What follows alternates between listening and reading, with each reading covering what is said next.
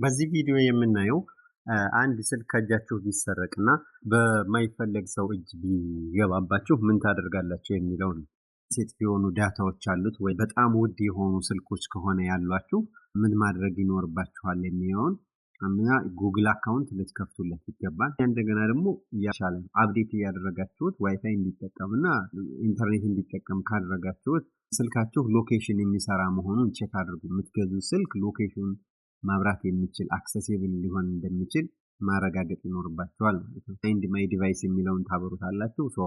በእነዚህ መንገዶች ቅድሚያ ጥንቃቄዎችን ማዘጋጀት ይኖርባችኋል። ከዛ ቀጣዩ ምንድነው ካላችሁኝ የእናንተን ስልክ ልትፈልጉ አንድ ስቴፕ ወደ ስልካችሁ ተጠጋችሁ ማለት ነው። እነዚህን ነገሮች ቅድሚያ ሁኔታችሁን ካመቻቻችሁ ምንድነው የምታደርጉት? ብራውዘራችሁን ትከፍቱና ወዲያውኑ ስልካችሁ እንደጠፋ ስልካችሁ ላይ ያለውን ሲም ካርድ ታዘጉትና በራሳችሁ ታወጡታላችሁ። ስልካችሁን ካወጣችሁት በኋላ አዲስ ስልክ ወይንም ደግሞ የሌላ ሰው ስልክ ሊሆን ይችላል የኢሜል አድሬሳችሁን ጉግል አካውንት የከፈታችሁበትን እዛኛው ላይ ያለውን ጉግል አካውንት በሲም ካርዳችሁ ትከፍቱታላችሁ እጃችሁ ላይ ባለው ስልክ ማለት ነው። ከዛ በኋላ ይሄንን ከከፈታችሁት በኋላ ሎጊን ብላችሁ ጉግል አካውንቱን